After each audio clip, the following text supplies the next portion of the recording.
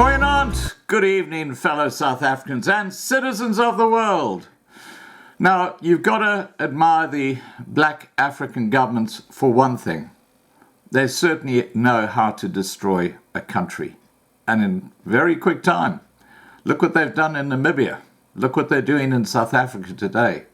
And once they've finished looting all the government departments and the state-owned enterprises, they then turn their eyes for other quick and easy fish to catch. And do you know what we're talking about? We're talking about the pension funds.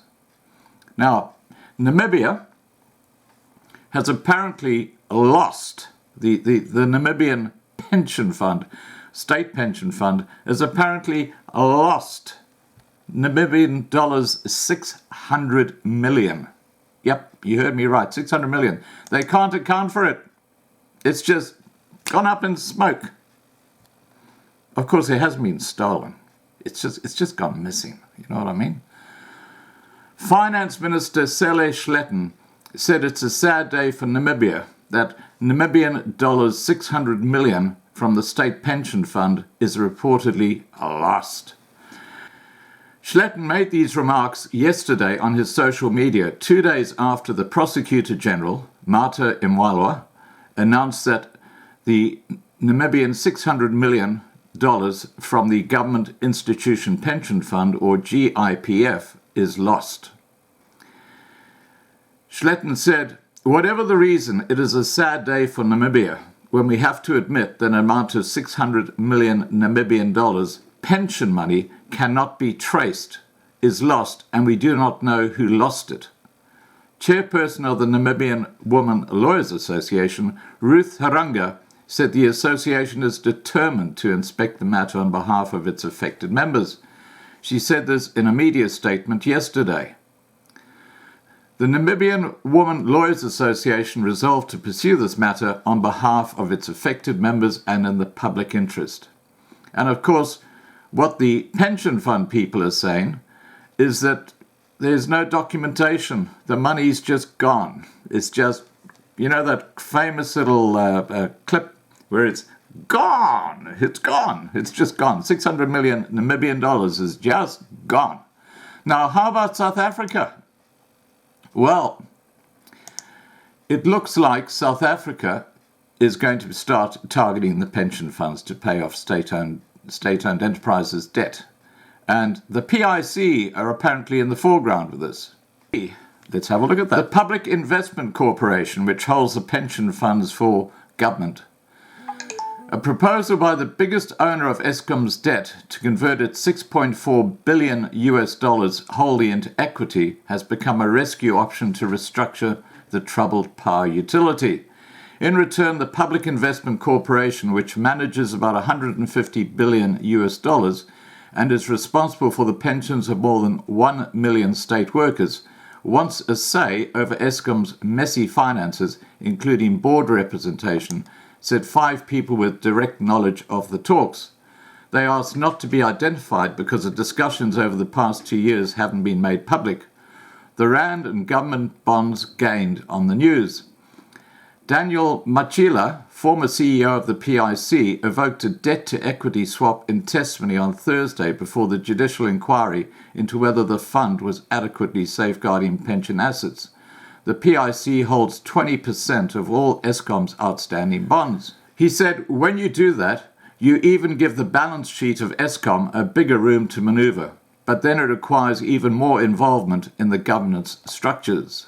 While the proposal has been discussed over the past 18 months to 2 years, they have risen in importance since President Cyril Ramaphosa said in the State of the Nation address on February the 8th that Eskom would be split into generation, transmission and distribution entities, Two of the People said. Machila said he spoke to Eskom's management about the option in early 2018.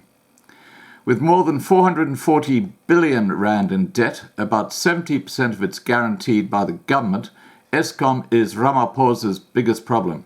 The monopoly utility can't sell enough power to cover its costs, needs to cut 66% of its workforce, and hasn't properly maintained its aging coal mines. Or coal plants. And yesterday we actually had that video of Eskom's pylons, which have been totally trashed. The metal at the bottom of them has been basically stolen. You know, the frame that actually supports them. And a couple of the pylons in Main Reef Road have actually fallen over as a result of the supports being taken away from the base of the pylons. It's quite extraordinary what's going on. Everything has been stolen.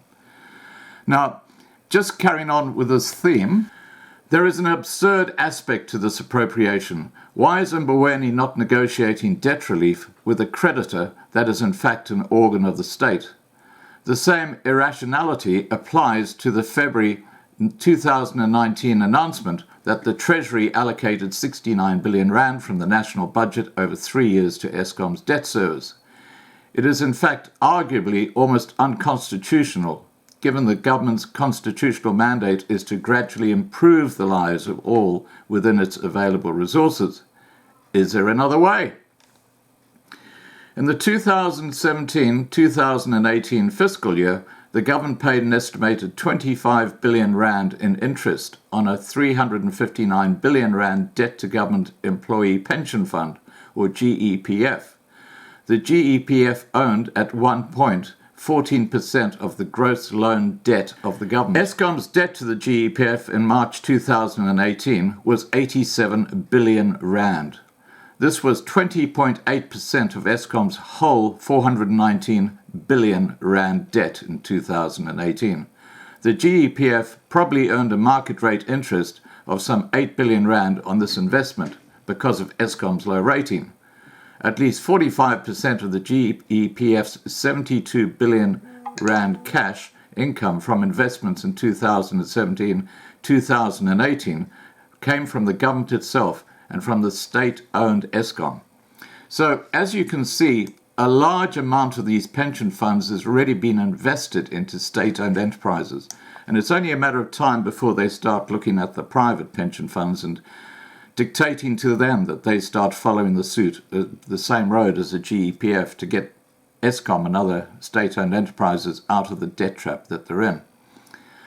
At least 45% of the GEPF's 72 billion rand cash income from investments in 2017-2018 came from government itself and from the state-owned Eskom.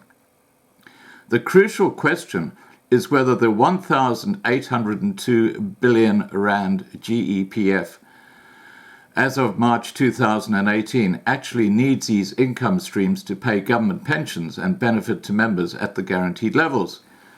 The Government Employee Pension Law of 1996, or GEP law, requires the funds of GEPF to cover 90% of all liabilities at any point in time. The actuarial audit of GEPF concluded that on 31st of March 2018, the GEPF had 1,802 billion rand in financial assets managed by PIC. It covered 108% of GEPF's liabilities to working and retired members. This means that the market value of GEPF's financial assets could have been 304 billion rand less in March 2018. It would still have met the 90% legal requirement.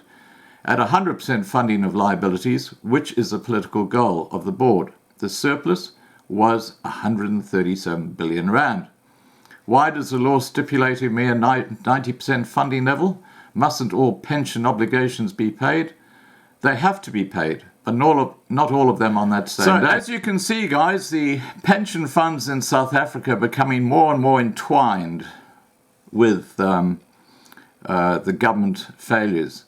And when you consider what happened in Namibia, with that 600 million Namibian dollars just disappearing, going up in smoke, I think it's pretty clear what's going to happen in South Africa if you have a pension fund. All right, guys, please remember to subscribe to be kept informed. Ring the bell for the updates. Please like this video and please stay safe.